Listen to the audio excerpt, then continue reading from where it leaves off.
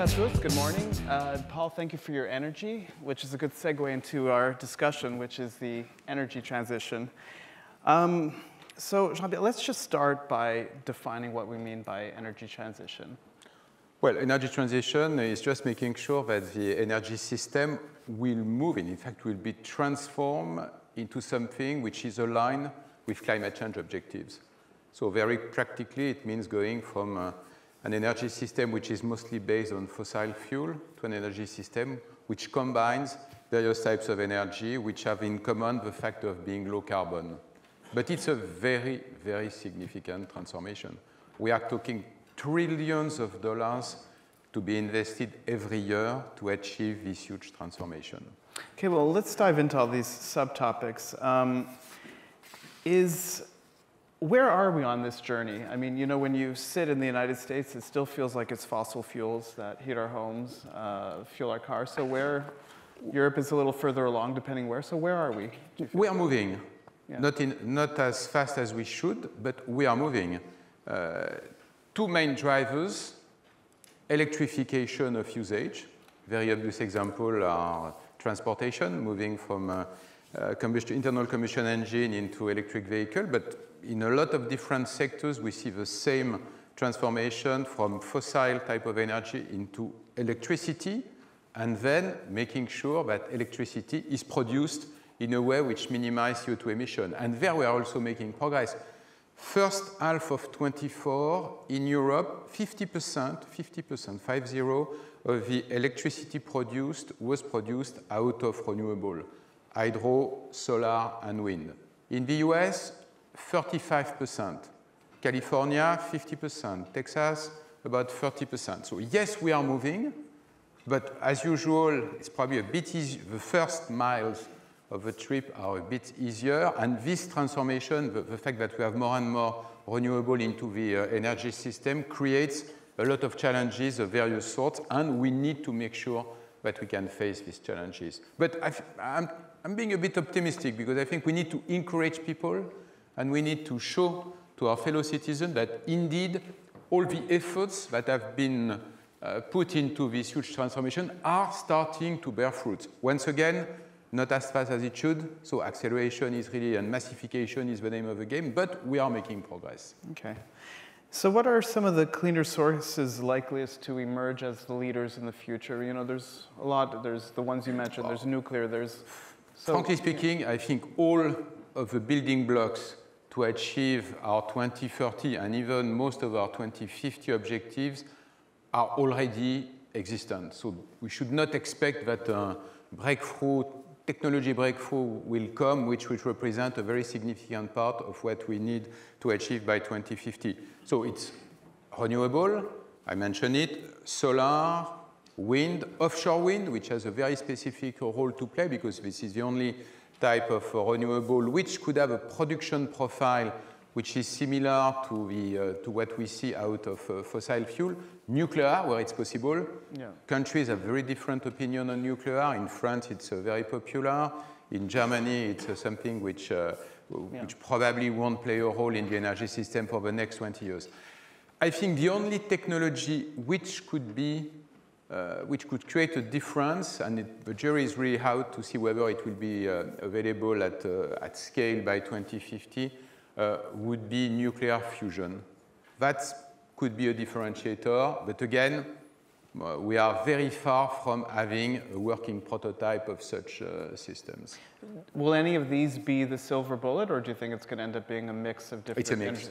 Yeah. Clearly a mix. I mean, no silver bullet, but the need to combine, depending on the country's characteristics, the need to combine all of these forms of energy.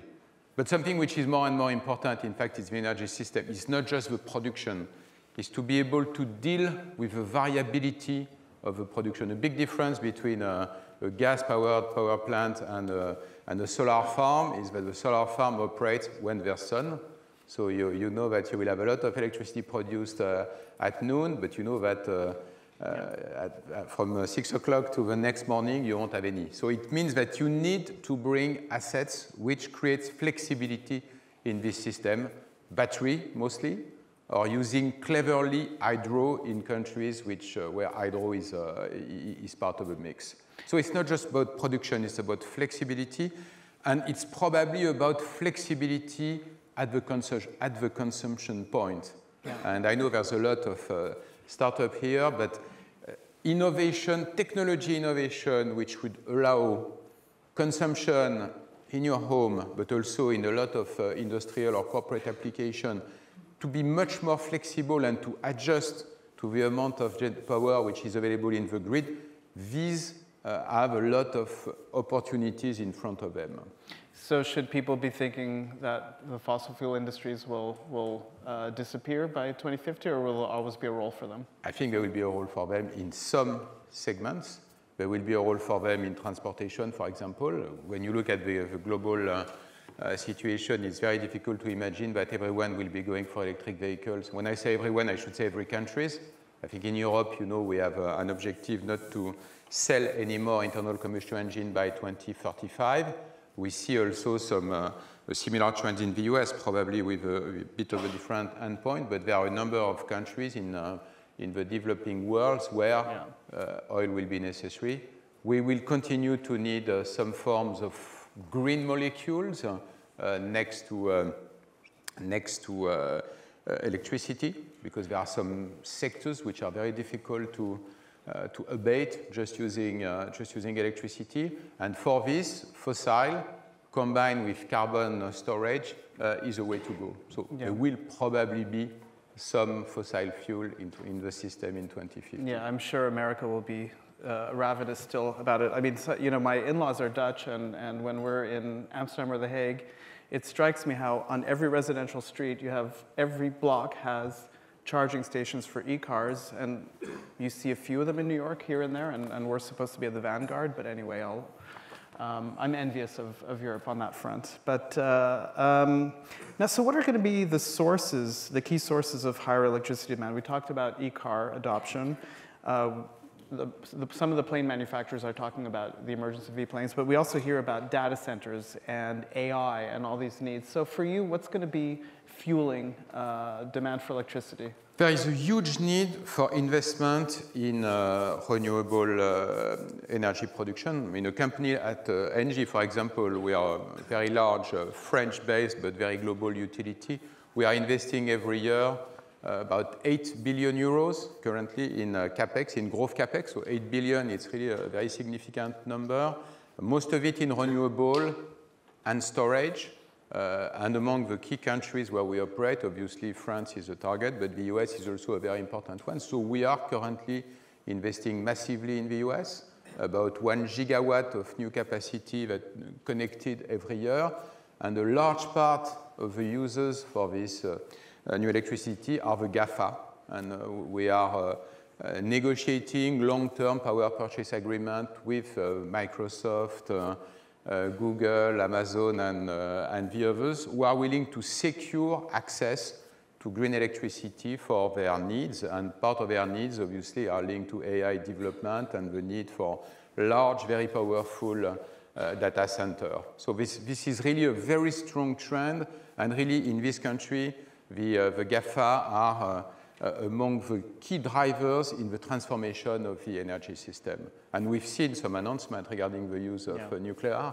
Microsoft negotiating to restart the 3 Mile Island nuclear plants, a name which kind of if you're old enough, some bells for people who have been following this sector. So it's very impressive to see that the need for energy is such that all green or low carbon sources needs to be used and put online to achieve these very demanding objectives. Yeah, well, we're seeing it. You know, Texas wants to attract a lot of tech companies, and they've had brownouts, so there's a lot of pressure to make sure that electricity is abundant and reliable. And we invest, as ENGIE, we invest very much in Texas. We have our headquarters in the US is in Houston, and we are investing in Texas and in all the Midwest because there's a lot of wind and solar opportunities in this part of the country. So let's compare and contrast the US and European EU approach to the energy transition. How would you characterize the climate in both? I think there are significant differences and commonalities. So maybe starting with the differences, in Europe there is an overarching goals set by the political decision makers, the EU Commission, net zero by 2050, minus 50% in 2030 versus a reference which was 2017, and then a number of very complex package of regulation to achieve this objective. In the US, it's much more pragmatic, and it's really based on incentives. Yeah. And the three key letters that we all know regarding the US and what's happening on the energy front is IRA, or IRA, because this piece of legislation brings very powerful incentive to allow us to continue to invest in renewable. So on one hand, in Europe, it's much more regulation. In the US, it's incentive. In the US, it's pretty predictable. If you start looking at a project, you know what you will get in terms of incentive. In Europe, much more complex. We have auction systems. We have, in some cases, financial support, but you need to negotiate, or you need to go through pretty complex system to really find really be able to put together a business plan. So we love the pragmatism of the US, and we love the very ambitious targets that are being set in Europe. So these are, I would say, the key differences. Commonalities, there is a huge need to improve the infrastructure. Transmission line, distribution. You have thousands of renewable projects in this country or in Europe which are in line, waiting to be connected to the grid, and they can't be connected because the grid is not strong enough for this. And we need to find the mechanism to invest in this infrastructure. In the US, there was a piece of legislation passed by Congress not so long ago which make it a little bit easier to develop this project. All of these are really public-private partnership of various sorts. We need to use private money, but we need to have a very clear public framework to make this investment possible. So that's one of the difficulties we are facing. Second difficulty, which is common between Europe and the US, is the complexity of the supply chain. At the end of the day, we depend very much on China. For solar panel, it's obvious, but for windmill, we have also the same types of situation, not for the whole product, but for key component of this product. We need access to some very specific materials. And Europe and the US are addressing this issue a bit differently. In some cases, we see or we talk about duties. In others, we talk about regulation, local content. It's probably an area where US and Europe should work together more. I think we have common interest in protecting ourselves from too much of a dependence on China. And maybe a third point, which is common between US and Europe, are the permitting and the difficulties that we see when we want to develop projects on the ground. Yeah. The not in my backyard type of response is very common here in the US and in Europe. And we need to make permitting a bit easier. I fully recognize that there is a need for regulation, there's a need for permits, but we can't wait years with a project which is ready to go because we miss one permit or the other. So you talked about three letters. Let me bring up three different letters, ESG, and there's been a bit of pushback here in the US. Do we see some of that in Europe, and is that really an impediment to this transition, or is that just noise? No, what's an impediment is the fact that US and North America and Europe are looking at these three letters a bit differently. In Europe, there is a strong support or moves in the direction of companies being much more transparent regarding their ESG performance. Yeah. We have, I don't want to use too many acronyms, but there is a new directive in Europe which will force companies to publish very significant amount of data with their financial results every year, showing what their ESG performance is. By the way, the letter are CSRD. Some the people who are familiar with European regulation knows about this. Unfortunately, this is a European framework, and in the US is looking at different approach. And by the way, this subject of ESG, as you probably all know, is very controversial in the US. We see very different situation between various states. We see investors taking different positions. what we would like as a global company is to find a common language which would allow us to discuss with our shareholders on both sides of the Atlantic using the same references, the same KPI, and we are far from this. So yes, this is the different view on ESG is creating, I would say, useless complexity for corporate who are willing to invest in these fields. Okay, well, I'm not going to ask you specifics about politics, but here in the US, everything gets politicized. Every single thing gets, even eating hamburgers that are plant-based becomes a big drama for some people. But, you know, when I land in Amsterdam and you're approaching the airport from North America, you see so many windmills sticking out of the ocean. Meanwhile, here in Massachusetts, people are like, can you put it another 20 miles out so I can't see it? And so I'm just wondering, you know, how politicized the climate debate in the US get? Is that just noise too, or does that really impede? Well, it can be much more. It can be more than noise. Well, first, there are offshore winds development in the US. I mean, the permits have been granted. We own a few of them in the Massachusetts, facing the Massachusetts and California. The person from New York City was mentioning that there are some offshore permits being granted in New York. You're right, they are a little bit further away from the coast, and the development started much later in the US than it does in Europe.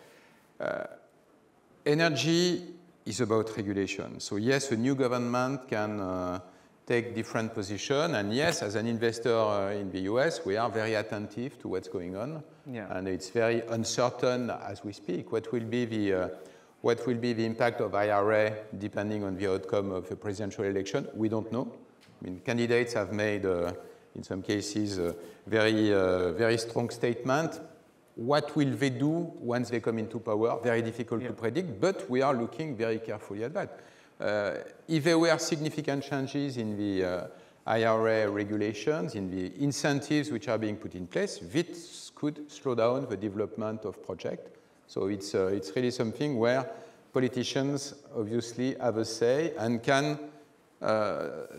tune up I would say, the investment up or down very easily just by taking decisions. What gives us some kind of comfort is that when you look at where the investments supported by IRA are being done, it's very much into the red states. So we think that there is really strong local support, local political support to make sure that these policies will continue. But let's wait and see how things develop. By the way, the situation in Europe is not always so simple. In France, for example, for those of you who know our country, we are in a situation where there's a bit of uncertainties. Maybe a little bit less polarized than it is here, but still, for corporation, politics and geopolitics are becoming a key input of any strategy. Yeah, well, that's good to know. The US shouldn't monopolize political drama. You guys can have some too over there. Some. We don't need all of it. So just to come back to the idea of collaboration in countries to speed up this transition, and what would you like to see? How can the US and Europe and other jurisdictions work closely together? Well, I guess I mentioned it through your, while I was answering your question. One is supply chain, and especially how do we position ourselves versus China. I think it's very important because China is moving very quickly on this energy transition. Half of the new renewable capacity last year were connected in China. Half of the world new capacity connected in China. So China is moving. When it comes to producing equipment on solar panel, China is going for an almost monopoly with a very strong supply chain from raw material to finished product. And on wind turbine, China is producing a very top quality product at a very competitive price. And I don't think that we should abandon our industry here in the US or in Europe. And I think some common response would make sense. And probably the second area of collaboration is on the financial side, making sure that when it comes to ESG impact, we speak I think it's probably time to stop. We speak the same language on both sides of the Atlantic. Okay. I think this will bring efficiencies. It will make the role of a multinational company much easier. And at the end of the day, it will allow investors to invest their money in the best possible way. Okay, great. Well, thank you. And next summer, I'll think of you when I'm at Nantucket and see them off in the distance. Absolutely, we might be there. I think they're beautiful. So thank you. And join me in thanking Jean-Pierre for his time.